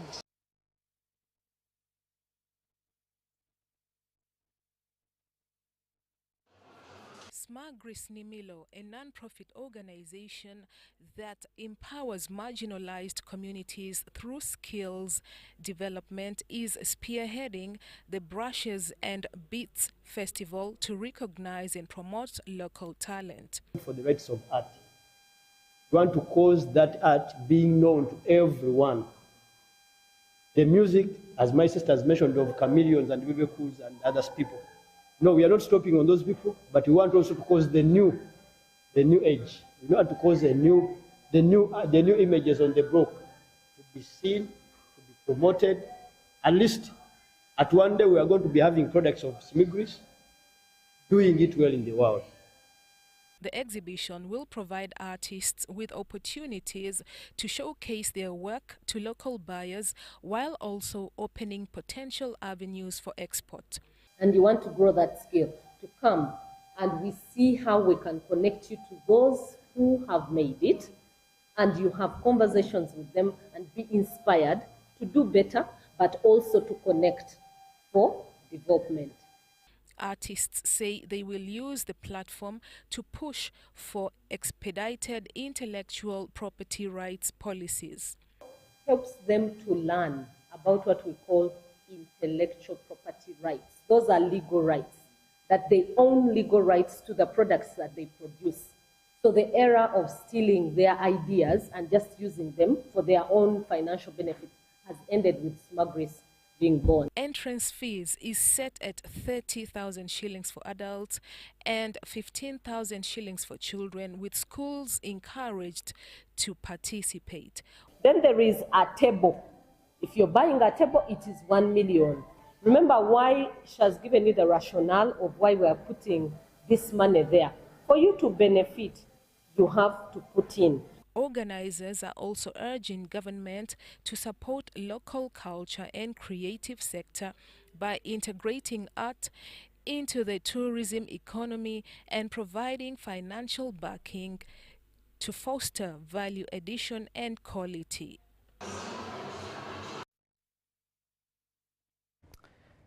In a move to help small and medium-sized enterprises scale up operations, one of Uganda's banks has partnered with Victoria Motors to provide discounted vehicles to businesses. The initiative aims at easing the delivery of goods and services and enabling SMEs to run more effectively. Let's take a watch. Livable. This is a good deal. Why? Because anyone in construction needs this car. Anybody who is doing trade, a trader downtown, has a farm, needs this car. So please, your school, any kind of business, any kind of sector, you deserve to have this car. So what we are breaking today is, what we are doing is to demystify the perception that these cars are only driven by big companies, yeah? Companies, the big ones, the blue chip that buy for their staff, buy for MDs. No, even you as an SME, you can drive away this car. The campaign is supposed to enable people who have the mentality that expensive is what new cars are. Actually, quite the contrary, the new cars are more affordable than the second hands we're getting in the bonds around, because of course they come with warranty, and being brand new, they're maintenance free for the next 5 to 10 years depending on the usage. So is positioned for people who are willing to try out new things, try out brand new vehicles. And even if you don't have the money altogether, that's where I&M comes in. It will give you very favorable rates and comfortable payment arrangements, and you get a brand new car and you enjoy just like any other vehicles you see on the road. It's been a myth that brand new cars are only bought by companies. No, now even individuals like the one we've given out today.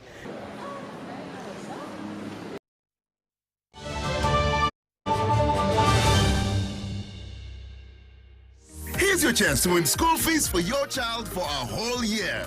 Just pay school fees using Momo. Dial *165 *80#. Select option 2 for school pay. Select option 1 to pay school fees. Enter the student number and amount and approve the transaction. You will now enter the draw to win school fees.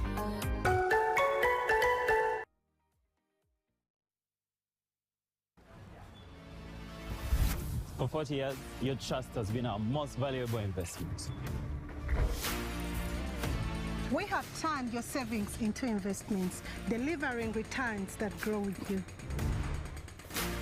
We are driven by innovation, defined by convenience. So wherever life takes you, your fund is right there.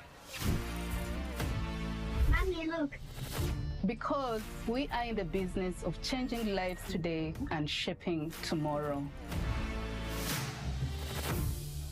Join us for the 13th annual members meeting. Happening 22nd September 2025, starting at 9 a.m. live on TV and online, to discover a steadfast performance guided by accountability and built on transparency. Visit www.nssfug.org/AMM 2025 to register your attendance. NSSF, a better life. Honorable Fred Biamukama, Minister of State for Works and Transport in charge of transport, invites you to the second phase of the 4-acre model campaign in Greater Bunyoro sub-region.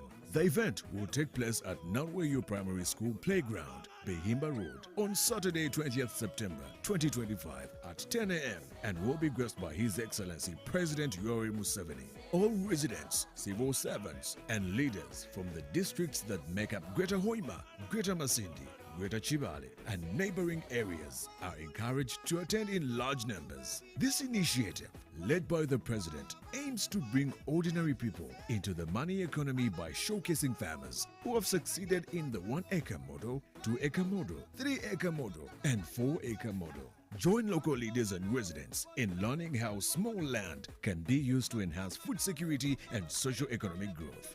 Don't miss this opportunity to witness the transformative impact on local communities.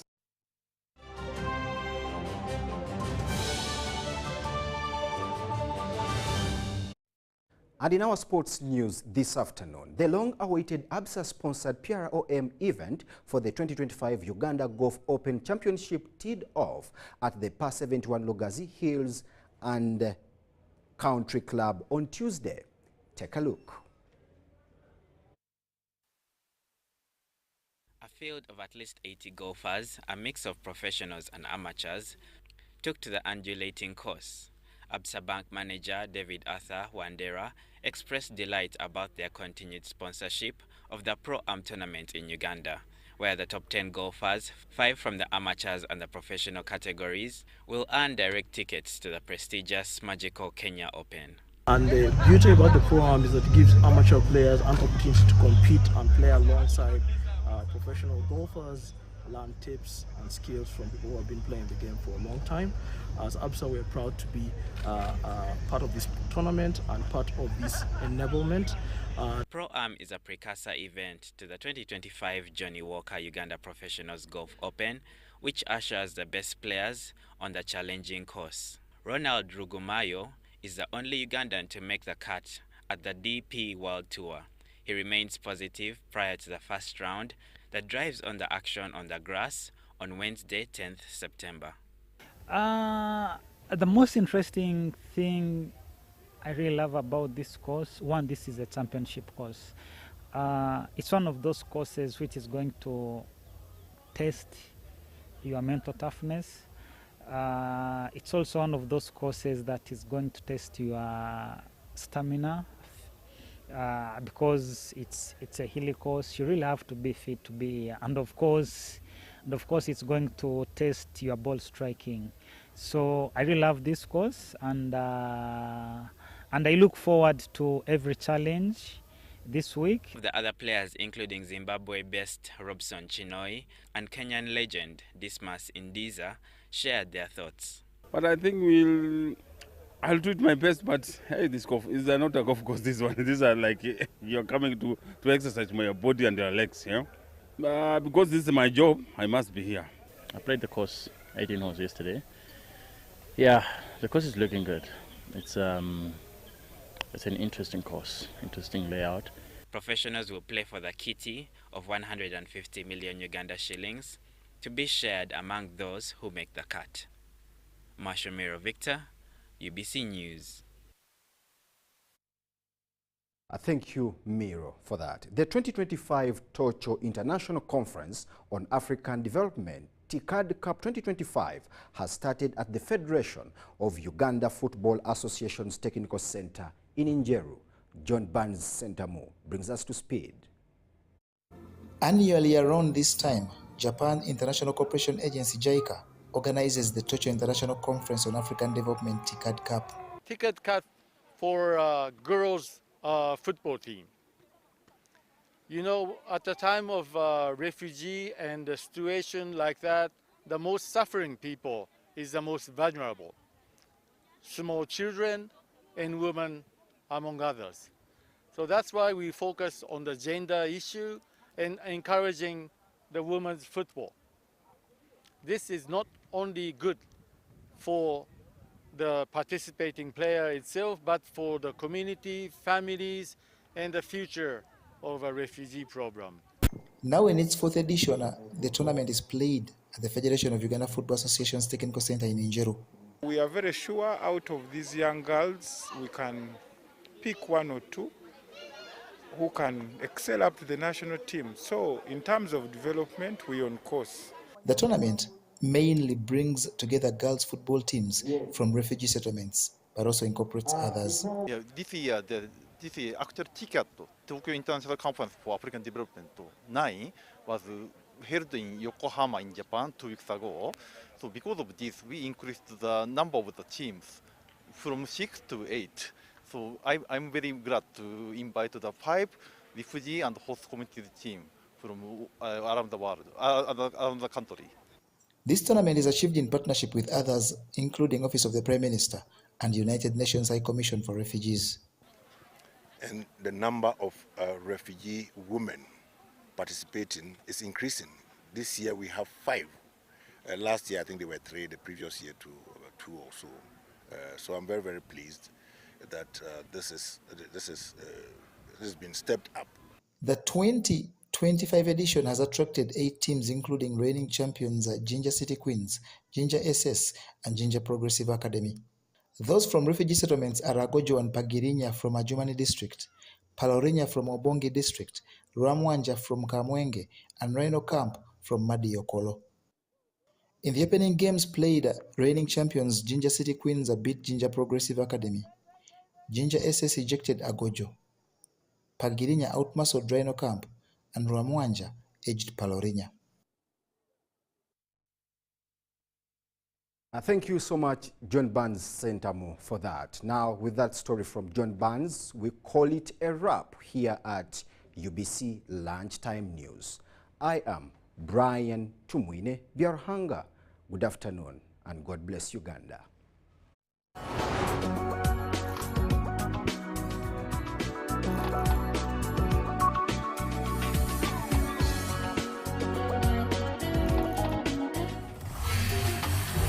Hello, Kampala, Uganda. In response to the national call of strengthening the traffic security, Good Products Group HGO brand has officially launched the Rider Selection Campaign. Registration is now open. Visit www.riders.hgo.com. Complete your registration now for a chance to win exciting prizes including motorcycles, exclusive HGO gift boxes, and official rider vests, all while promoting safe riding awareness. This is how to participate. Pay the registration fee, invite 3 friends to form a team of 4, and your registration fee will instantly be refunded. Begin your journey of honor today. Don't miss this opportunity. Join the challenge, promote road safety, and become a pioneer rider. For details, visit the official Good Products website at www.hgo.com or call toll-free 0800-335-555 or visit our offices at Kingdom Kampala 3rd floor to register now and win prizes worth millions. The Presidential CEO Forum will host the 6th Biennial Private Sector CEO Retreat, Marketing Uganda. The retreat will take place from the 9th to the 11th of September 2025 at Mountains of the Moon Hotel in Fort Portal City, Kabarole District. It will be held under the theme, Transforming Uganda into a Preferred Tourism Destination, Enhancing Public-Private Investment in Infrastructure, Conservation, Digitalization, Product Diversification, Marketing and Tourist Safety. The chief guest will be His Excellency Yoweri Kaguta Museveni, President of the Republic of Uganda. Taxation is a bit complicated, and the only way to demystify it and make it as easy to understand and to comply with is through engagement. Is there a limit to the number of cars a returning citizen is bringing into Uganda? Who has paid the excise duty on this water is not the supermarket which has sold you this bottle at 1,000. It's not the business. It is the man who is going to drink this water. We strongly believe that it will only be through such constructive engagement that we'll be able to broaden our tax base and build our country together. Buza Commissioner. Now you can get direct answers. Send your tax-related questions via WhatsApp or SMS to 0790-141-887, and the Commissioner General of URA, John Musinguzi, will personally address them. Tune in to UBC News Tonight every Monday and Wednesday for expert insights and clear explanations. Buza Commissioner. Hello, Kampala, Uganda. In response to the national call of strengthening the traffic security, Good Products Group HGO brand has officially launched the Rider Selection Campaign. Registration is now open. Visit www.riders.hgo.com. Complete your registration now for a chance to win exciting prizes including motorcycles, exclusive HGO gift boxes, and official rider vests, all while promoting safe riding awareness. This is how to participate. Pay the registration fee, invite 3 friends to form a team of 4, and your registration fee will instantly be refunded. Begin your journey of honor today. Don't miss this opportunity. Join the challenge, promote road safety, and become a pioneer rider. For details, visit the official Good Products website at www.hgo.com or call toll-free 0800-335-555 or visit our offices at Kingdom Kampala 3rd floor to register now and win prizes worth millions.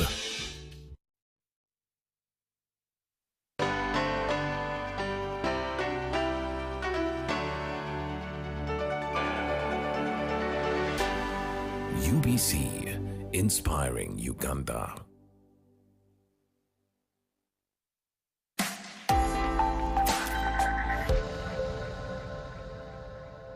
My name name is Damali Savi and I welcome you to this episode of the Ideation Corner. The Ideation Corner is a space where ideas are discussed and dissected. And today I host Jonathan Kasule, who is the founder of Beyond Education, and he's going to tell us all about it. Jonathan, you're very welcome. Thank you. I'm really glad to be here to share my experiences about Beyond Education and what we do. All right. Tell me what is Beyond Education? Like it is Beyond Education is an idea that addresses what we have not learned, through formal education, and looking at the whole scope of being holistic in learning. There are so many things that we probably take for granted, and these are key things, because what I now know is that when you live your life and adapt habits and be intentional about them, then your life changes. We are habitual beings, and before you know, you will say, I'm losing only 2 minutes, but it gets compounded when you begin living like that. You're losing 2 minutes every other time. Yeah. And what we do is basically about being able to prepare the best way you can. Because every time you prepare the best way you can for something upcoming, or an event, or a day, you become the best person that day doing that, whatever you were preparing to do. Okay, so what does Beyond Education do? Beyond Education is a high performance program, and it is intended to scope performance on a higher level. And we are looking at different things, the details of how we live spiritually, psychologically, physically, emotionally, and financially. Okay. So I'm seeing so many people make mistakes, but we yet don't know. Political leaders, and people from all scopes, making all sorts of mistakes. But because we don't have the knowledge of how to do things better, we can't make out what is wrong. And we're into creating a better society through creating better systems, So through, beyond education, yes, you created this program, yes, to help us become more high performing, exactly, following those principles. Exactly. So if it's me, Damali Sadi right now, yes, and I wanted to tap into this becoming a high performer, walk me through that process. What happens, first of all, I really need to know who you are, what your intention is, because everyone has a place they really want to go to, They want more, they want to work at a particular level, but often there are few details that we do not look into. And what I've learned about being a high performer is basically being able to tap into the details, being more detailed with what you do. So we look into the 5 spheres of our being, the spiritual, psychological, physical, emotional, and financial. And we will look at those details and see where you're lacking.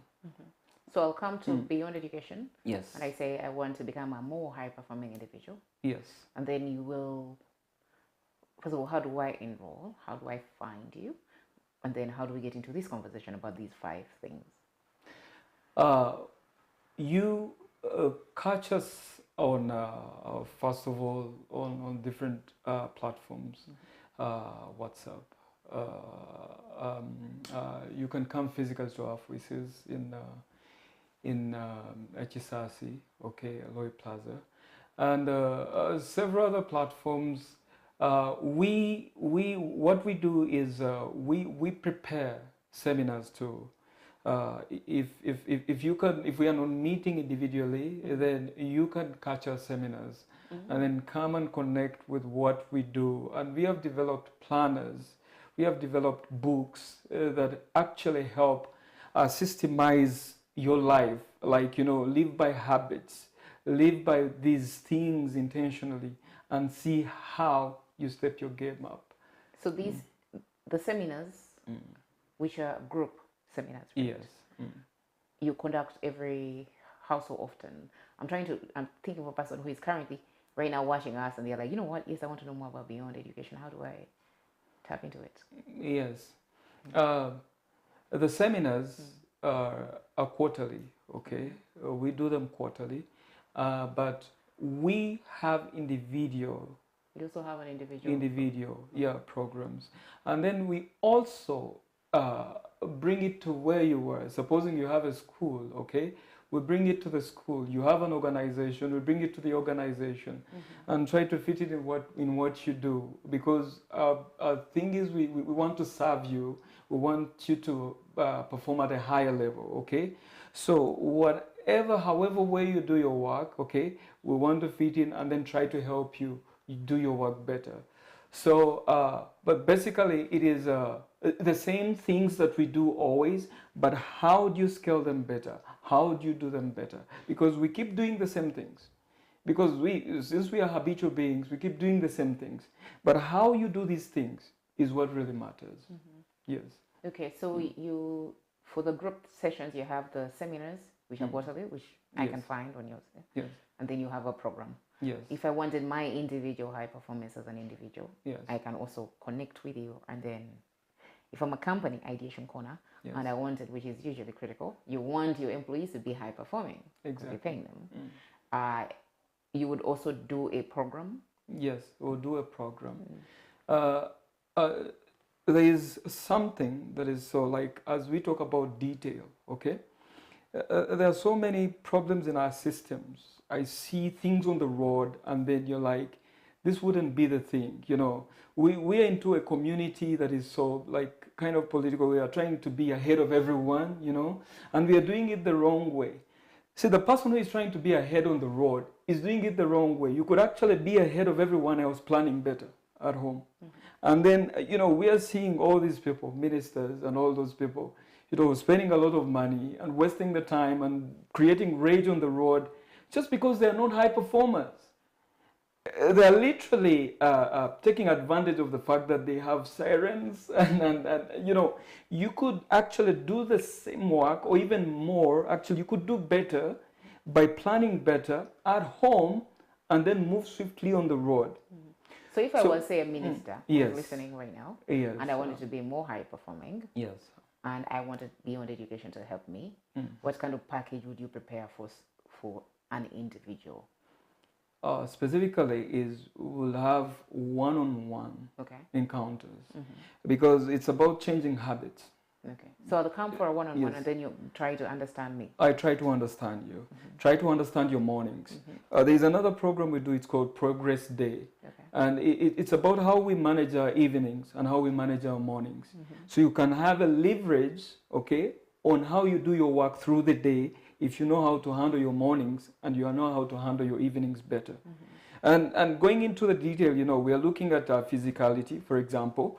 I should know how to eat, first of all, because I need to be swift, decision making and all those things, okay? So I need to be healthy, okay? You know, that we have some personalities who educate us about the dietetics, okay? How do you have to feed? Then we also do the physique part. We have people who will train you to let you know better about your body. Why do you need to be fit? Because for you to be able to make better decisions as a minister, you need to be fit. You need to eat healthy. And then you need to be a better planner.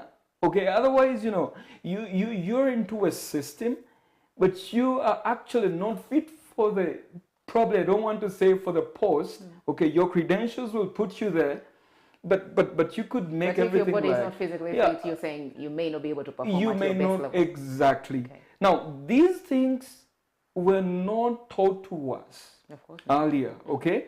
But they have a bigger contribution to how we live, on how we perform. Just let me give you an example. If you don't prepare better emotionally, like I didn't prepare emotionally better to come and appear here, okay? Then I would be lost somewhere. I don't know what I'm doing. I don't prepare the best way. I don't give the best content. So it is all in those small corners, the details that we may despise, the 2 minutes that you will lose and say that is nothing, okay? And the biggest problem, it becomes a habit. When I quote one gentleman, James Clear, from, he wrote a book called Atomic Habits. He says we don't rise to our dreams, we fall for our habits. So when we look at our lives, they're a collection of all those things. And you know, as you lay one brick today, okay, it is your habits laying that brick. If you consistently do the same thing, you'll have a bad week, consequently a bad month, and a year. But if you change the way you eat, you change your working out, and then knowing actually even when to do it. I see so many people working out in the evening, which is okay. It's not a good thing. It's okay. But I am one of those people. but it works better in the morning. If you're working out in the morning, okay, like you know, it's I'll compare it to the fact that you're sick, okay, you have a health issue, okay, and the doctor prescribes medicine to you, okay. The doctor will say, you take this pill at this hour, it will work better. You know, you could say, no, why can't I take it in the evening? But it will work better for you in the morning probably, or it could work better for you in the midday. So you've got to know, like, basically we have studied human psychology, how we can leverage our energies, leverage our psychology, leverage our thinking, leverage our imaginative abilities. And if we know how these work, then we'll be on a higher side of performance in everything we do. Going back to the exercise, yes. Why is it better to work out in the morning than in the evening?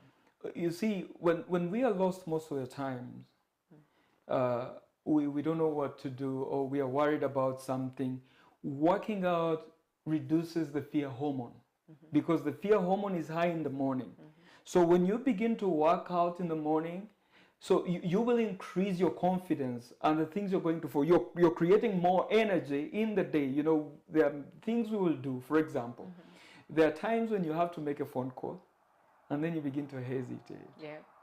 If you worked out in the morning, if you reduce that fear hormone, then you make the phone call. You make, okay? Yeah, that's why I would also quote Mel Robbins' 5-second rule, that book. Yeah. And she says that we make decisions in a window of 5 seconds, and we have a habit of procrastinating, that if you don't make that decision, you will not work on that. And that is what performance is about. You know, it's execution. How am I able to make decisions swiftly? It all is in how we leverage better all these other things. Your spirituality, for example, if you know that you go to God every morning and say some words of thanks and prayer, you're confident that He is with me, and then you will begin to listen. Yeah. Exactly. Then when you have a better psychological view of things, like I'll give you an example about the things I do, okay? First, I don't listen to news, okay? I don't listen, of course, you create a kind of environment that you really want, that will create the kind of dreams that you really want. So you prepare your brain in a way that this is what I want to hear because it is healthy for what I want to achieve, okay?